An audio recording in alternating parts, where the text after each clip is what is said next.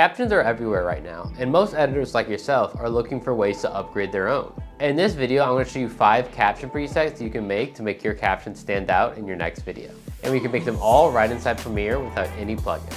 Let's start with my favorite caption animation called the fade up animation.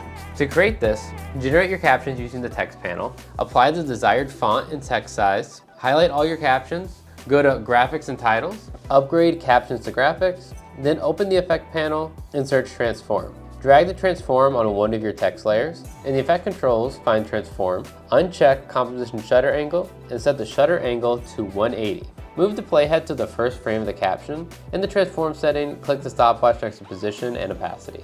Lower the Y position so the caption sits just below its final resting spot, then set the opacity for 0. Then move the playhead forward a few frames, then raise the Y position back to its original spot and set the opacity to 100. Then highlight all your keyframes, right click and easy ease them. Then in the transform setting, at the beginning of your effect, click the stopwatch next to scale, set the starting value to 98, and then when your text is fully revealed, set another keyframe setting it at 100. Then go up to your effect controls, click the word transform, right click and then hit save preset, then name it fade up animation. Then highlight your remaining captions, go up to your effect panel and search for the preset you just made and drag and drop it on your highlighted captions. And then if you did it right, your captions look something like this. Then our next caption animation is the pop in animation. To create this animation, generate your captions just like we did before, go to the effect panel and search for transform and apply it to one of your text layers.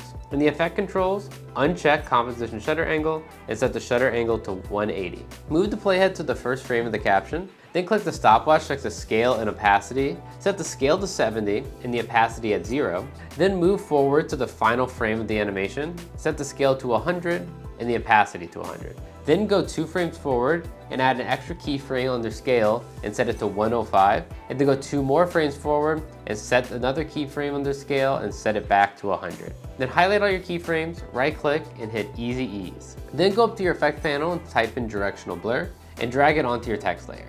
At the start of your animation, set a keyframe for the blur amount, then set it for 10. Then at the end of your animation, set another keyframe for 0.